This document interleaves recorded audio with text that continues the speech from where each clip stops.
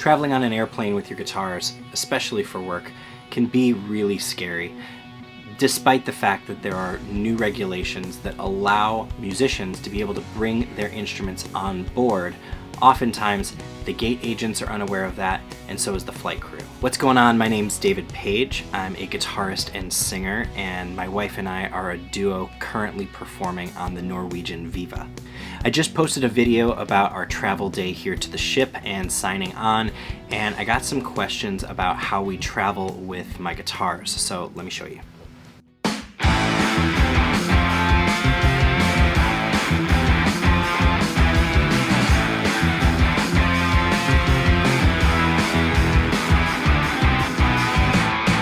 We travel with my mono guitar case. Mono's the company, but it actually is a dual guitar case. There are two guitars in here.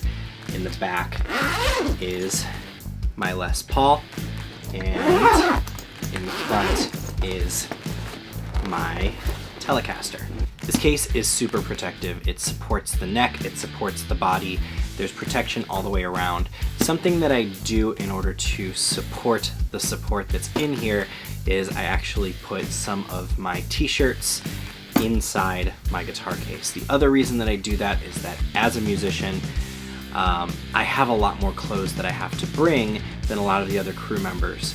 For instance, if a crew member is working in the bar or in laundry or in a restaurant or any of those places, they will have a uniform provided for them.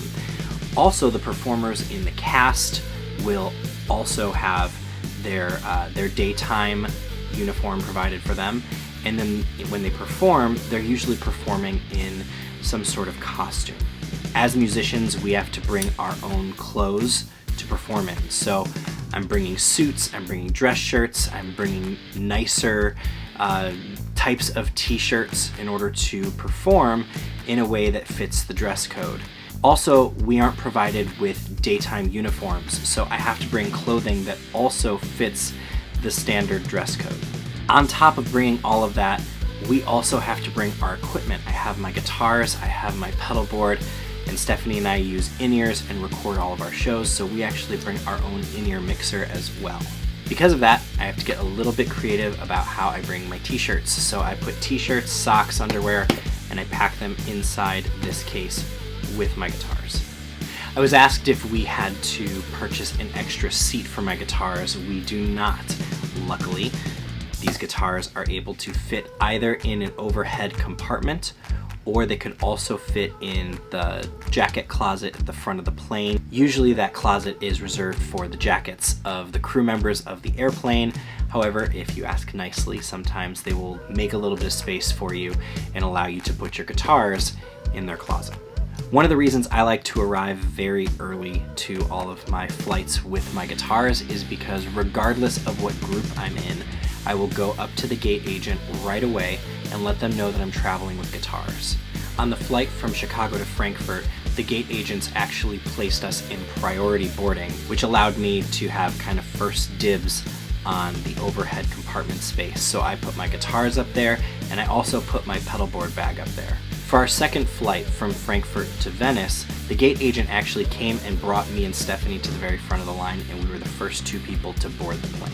He suggested that we check with the flight attendants on board to see if there was space for my guitars in their closet. However, when I was actually boarding, they said that there's not going to be room in the closet, but there is room in the overhead compartment, and so my guitars went where they normally go.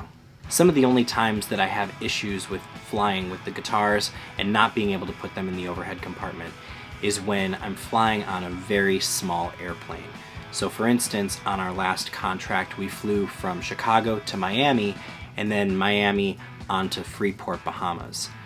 That flight from Miami to Freeport was a very small airplane. There actually were no overhead compartments, so the guitar did have to get checked.